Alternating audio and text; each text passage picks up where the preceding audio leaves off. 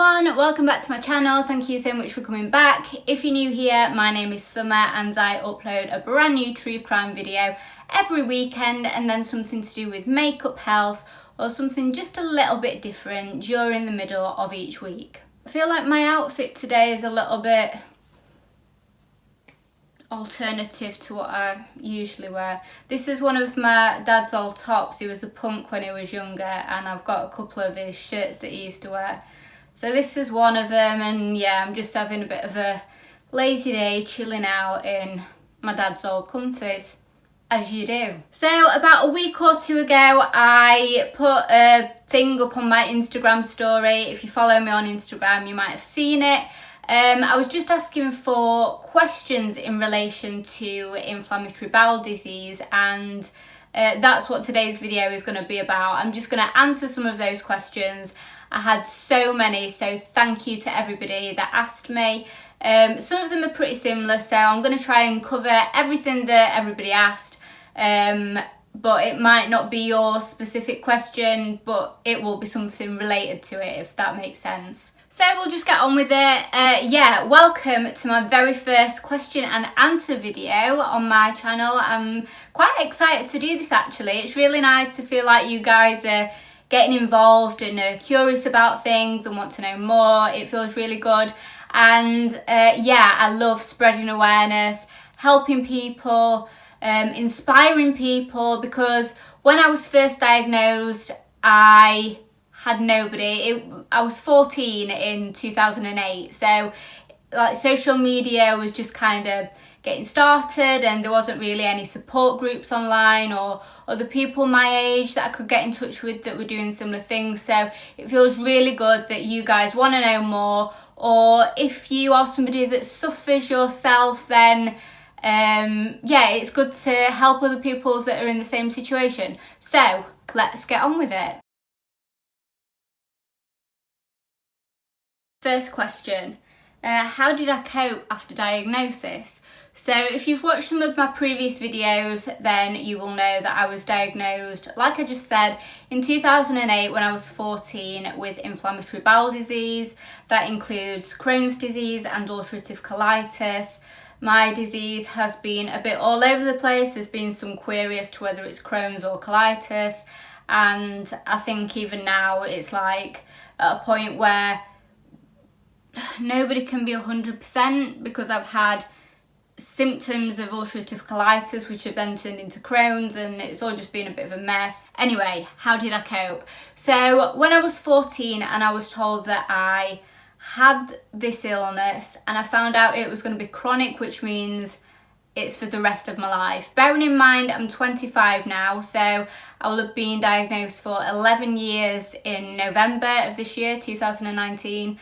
And in a way it has got a bit easier because it's just part of my life now. You know, I've lived nearly half of my life being ill, and that's fine. You know, I think being diagnosed at a young age, you kind of learn to adapt to it, but it's also kind of cruel because you're young and you're trying to live your life. You know, I was a teenager. So yeah, the worst thing was knowing that this was going to be forever. And how did I cope with it? I've kind of just taken each day as it comes, and I think being poorly, it's like you've just got to get on with it. You've got no choice, you've got to get on with it. You're ill, and I think once I learned to accept that, it was just something that I dealt with. You know, I'm not saying it's a nice thing or an easy thing, not at all. You know, I'm the first person that will say having a chronic illness is horrible, and you know, I've got several chronic illnesses, but the inflammatory bowel disease is probably the main one, because that's what I was diagnosed with first. That's what I've lived with for the longest time. And yeah, I think the best way to cope with it is to just deal with each day as it comes. And if you're spending time in hospital, then it's easier said than done, but try and make the most of it. You know, if you have a nice nurse, have a chat to her, just put the TV on, watch your favourite programme, get on Facebook on your phone, talk to your friends. It's trying to normalise your life, but making your illness fit in with it. And I think that that is just how I've coped, really. Take each day as it comes. I think once I start thinking like really far ahead and thinking, oh my God, this is forever, that's when it starts to hit me a little bit. So I do try to focus just on each day. So, what is the worst thing about inflammatory bowel disease? Where do I start? I think that this question is probably different for everyone. I can't answer this and say everybody who has inflammatory bowel disease will agree with me, because you can guarantee that they won't. But for me personally, I'd say the worst thing on a day-to-day basis is the pain. It's horrific. It's like you've swallowed glass and then swallowed acid, and then like your bowel is being pulled and stretched and stood on, and it's awful. Like honestly, I can't even put into words how painful it is. If you imagine how painful having a mouth ulcer is, but that is like throughout your digestive system, and then the scarring from it, and food is passing through, and not nice. But the worst thing, I think in general for me, has been like the social aspect of it. I think because I was diagnosed at 14, I just started my GCSEs in school. I just started in year 10. And I had loads of friends. I had a big group of friends from my school who were all girls who I'd known like through school, even through primary school as well. I had a group of friends at a different school that I saw out of school and went into town with, like shopping and stuff on the weekends.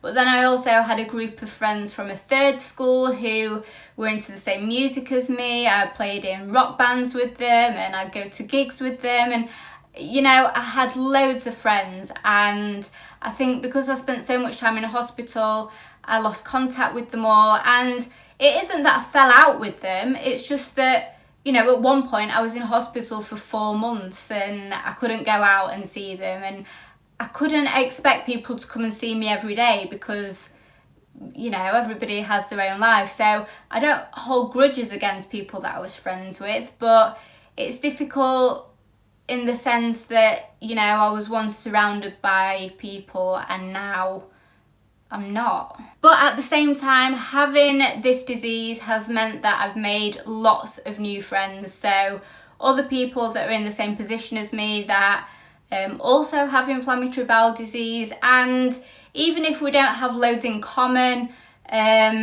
we have something in common. You know, we've all suffered and we've all got this illness. And yeah, I think if you've actually been through it yourself, it kind of helps you realise and sympathise with people that also know what you've been through. It's a weird connection, but it's a nice one to feel that you aren't alone. What medications have I taken? Well, so I have had a medication called prednisolone. It's a steroid, not the kind of steroids that people take in the gym. They're called corticosteroids, and they essentially treat inflammation. They aren't the same as like anti-inflammatory medications such as ibuprofen. Ibuprofen is not good for people who have inflammatory bowel disease because one of the side effects is that it can cause stomach ulcers. So yeah, I can't take ibuprofen. But yeah, prednisolone I've been on several times. It is the worst drug that I've ever taken, hands down. So although it's given to treat the inflammation, the side effects are horrific. The first one is that it can affect your bones. It can cause brittle bones.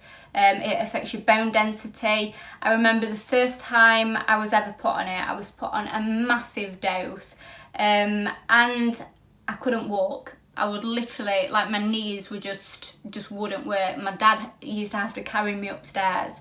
It was awful. I went for like bone density scans and things like that. And now I just refuse to take it because I can't cope with the side effects. It also causes you to have like a swollen face, like a really round face. why this happens, I don't know. I think it's just like water retention, because when I've had it in the past, I've been super skinny from being so poorly, but my face was just like round. And this was the worst while I was in school. I would get bullied. I remember once I was stood waiting in the toilets, and these two girls that were like picking on me the most came in, and at the time I had red hair, and they stood behind me and they were saying, oh, I'd hate to be fat and have red hair. And I just didn't react to it because I had too much on my mind with being ill and trying to like get my education. And these girls were just horrible. I wasn't fat at all. I just had this awful swollen face. They'd then like see me walking down the corridor at school and they'd push me into the wall. And it just got to the point where I was like, you're literally doing this just because of the side effects of my medication. And I remember somebody that I was once really good friends with said that she'd seen me out in town and that I'd put on so much weight. I was like a size 20, and I've never been above a size 10 in my life, you know. I've never been really skinny apart from when I've been ill, but I've never been big either. It was just literally just my face.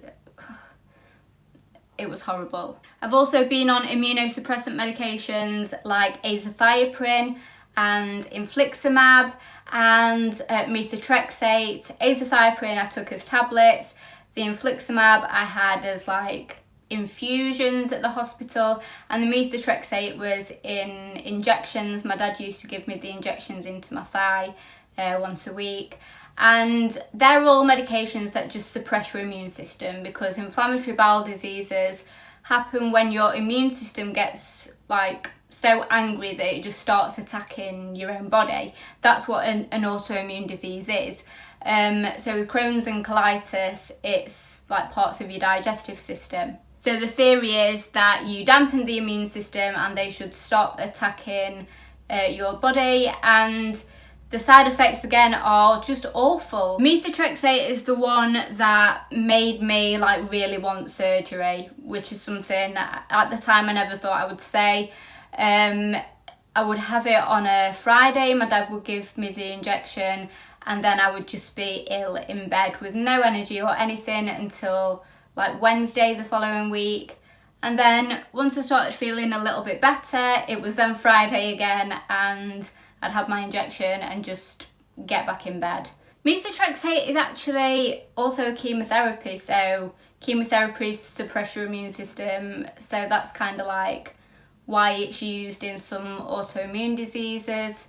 Infliximab, I was only allowed to have a few infusions of it. My doctors said that they didn't want me having any more than like 3 or 4 infusions because at the time I was 15 or maybe 14, I don't know, either 14 or 15, and it can cause like incurable cancers, so cancers that just can't be treated. And because of my age, they just didn't want to take that risk any more than they had to.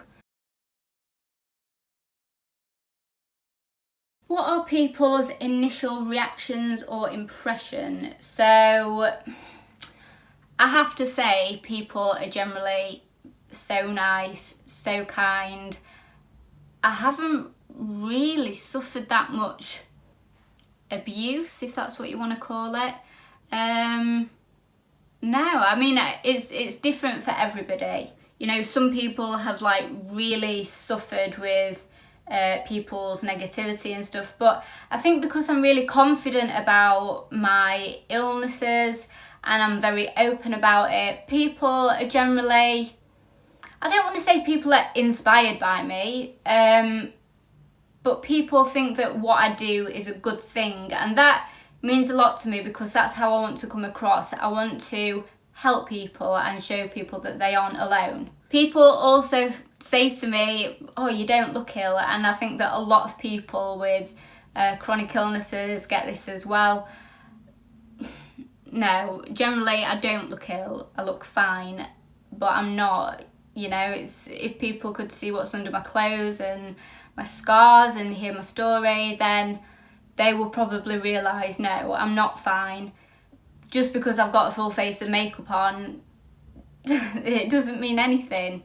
In fact, sometimes putting on a full face of makeup drains me so much that I can't even like go out and do what I was doing because I just want to go to sleep. So moving on, what did it stop me from doing? Now, it doesn't stop me from doing anything. I literally do what I want, when I want, not in a rebellious way, but I can do anything, you know. I can go on holiday, I can go swimming, I can go to the gym, I can... literally everything.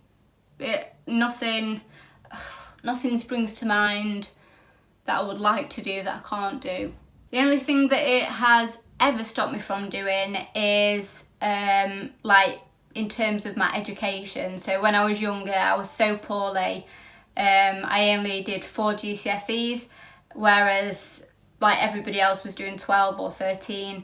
So I just did my main ones, English, maths and like 2 sciences. And I was so proud of my results, but I would have liked to have done more. I didn't get my A levels because I attempted them like 3 times and my health just got in the way. But it literally hasn't ever stopped me from doing anything else. So, you know, just because you're ill doesn't mean that you can't live a normal life and do things that you want to do. Okay, what was the worst thing about being diagnosed at a young age? I feel like I've kind of already talked about this. The whole like losing touch with my friends kind of thing, and my education. In a way, I'm glad that I was diagnosed at a young age, because it's meant that I've been able to kind of adapt my life around it, and it isn't something that has happened, you know, when I've been in my 30s or 40s and I've got kids and a mortgage and a job to try and hold down. You know, at a young age I didn't have any responsibilities other than like school, so I guess that is a positive of being diagnosed young. But yeah, the worst things are missing out on my education and losing touch with all my friends. Yeah, again, I think I've covered this one. The side effects of my medication, having like a really low immune system, so you catch loads of coughs and colds and infections and who knows what, and the fatigue. I mean, you have fatigue from the illness anyway, but the medications just completely wipe you out. The horrible face issue with the steroids, the bones, not being able to walk, just them generally making you feel crap. I think at some point the medication was making me feel worse than the illness was. I remember when I was on azathioprine, I ended up in hospital because I was like, my skin and my eyes were really yellow, I was really jaundiced, and that can affect your liver. So they did some tests and stuff, blood tests, and I had like a hepatitis type infection. It wasn't hepatitis, but it was like something closely related. I don't think they ever told me what it was, but because it can affect your liver, they like regularly monitored that. Azathioprine, you also have to be careful if you go out in the sun with it, because it can somehow increase your chances of getting like skin cancers. So you have to be really careful in the sun, make sure you wear high factor sun cream, and just try to not get burnt. How has it affected having relationships? It hasn't. You know, I've had boyfriends and they've always known about my illness. You know, I have an ileostomy bag, so that's kind of difficult to like not tell people about. I've been in a relationship now for like a year and a half, just over, and it doesn't affect me in any way. I think because I'm so open about it, people know from the offset, and if somebody doesn't like it, then that's fine, you know, I don't hold it against them. But it's not like I'm meeting somebody, getting to know them, and then a few months down the line I tell them about my illnesses and my ileostomy, and they're like, oh, actually, you know, I think if I tell people from the offset, then they know they can make a decision straight away, and that's up to them. But personally, I've never like had any issues. I've never felt like, oh my god, I'm never gonna be in a relationship because of my illness. I've you know, I feel like my faith in people has been restored because people are just so nice about it. And yeah, it's fine, honestly. If you're newly diagnosed and that's something that you're worrying about, don't worry. Okay, we're nearly done. What do I do when pain is bad? I'm prescribed morphine, so Oromorph, which is liquid morphine, and also Zomorph, I think it's called, and that's like slow release morphine capsules. But if you've seen my video on my fentanyl addiction, you'll be aware that I don't like taking opiate based drugs, so I really try and like limit myself to taking morphine. I will only take it if I am in absolute agony. You know, I really try not to. I find that a hot water bottle helps, getting a hot water bottle on my stomach, and also I have a vape, and I have the CBD liquid in it. I have quite a strong one, and that has helped me like you wouldn't believe. I don't smoke. Smoking isn't useful for people with IBD because I know that it does have like an impact on the disease somehow. But so I don't smoke. I don't have anything with nicotine in.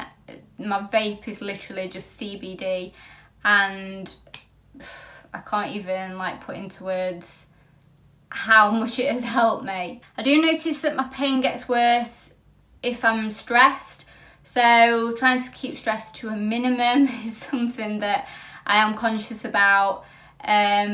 Trying to avoid foods that I know might cause me some pain, so things that are fibrous, which is difficult because I'm vegetarian and vegan as much as possible, so I do eat fruit and vegetables.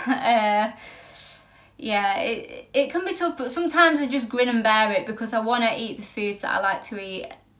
I mean, this is maybe a weird thing to say, but I absolutely love salad. Salad is probably my favourite food. And there's like loads of skins and leaves and fibrous stuff, so that can cause me some pain. But yeah, I try to avoid foods that I know won't help, but it is difficult. And my last question, thank you so much everybody, by the way, that has sent your questions in. What are the long-term effects of IBD or the medication? So if we start with the medication, I think that I kind of explained that, what the long-term effects are of the steroids, you know, with the bones. Once you come off the steroids, the swollen face does start going down, but it can have long-term effects on your bones.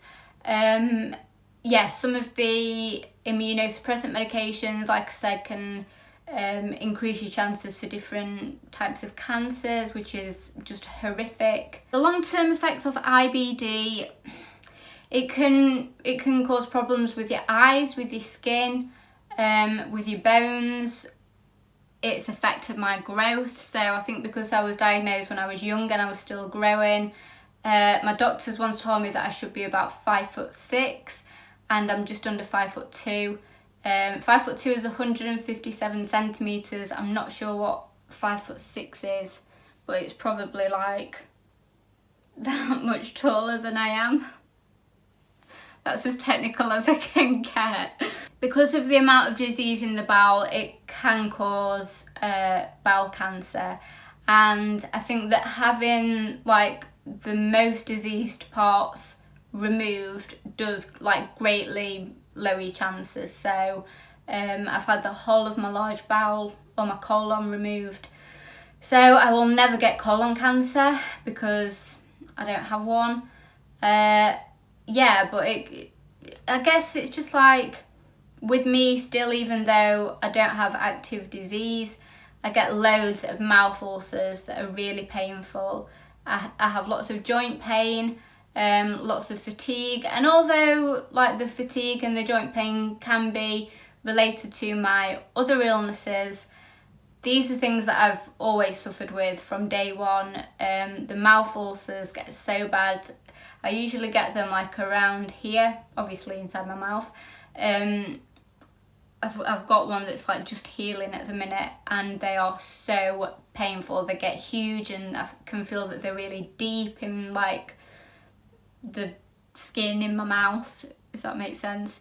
Yeah, they're not nice, but I guess it's better than them being all the way through my stomach.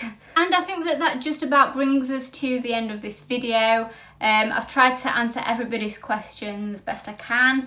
If there's something that you want to know that I haven't mentioned or that I haven't talked about, please feel free to put a question down below in the comments. Please make sure that they're very nice. Nothing will offend me because I literally don't care anymore. But I know that some people watching this will be newly diagnosed, and you know, let's keep it nice and positive for those people. This is a positive environment where we can all be friends and where we can help each other. No question is silly. I've probably heard it 100 times before, and you know, I think that you've realised by now I'm very open, very honest, and I will be more than happy to answer your questions. If you don't want to leave it in the comments below, then feel free to follow me on Instagram and send me a message on there. My username is @summervalentine_. If you like this video, give me a thumbs up. You can share it for me. Subscribe if you want to see more. And yeah, thank you again to everybody that has sent in questions to me and that is just generally interested and wants to learn more. And thank you so much for watching. I hope to see you in my next video.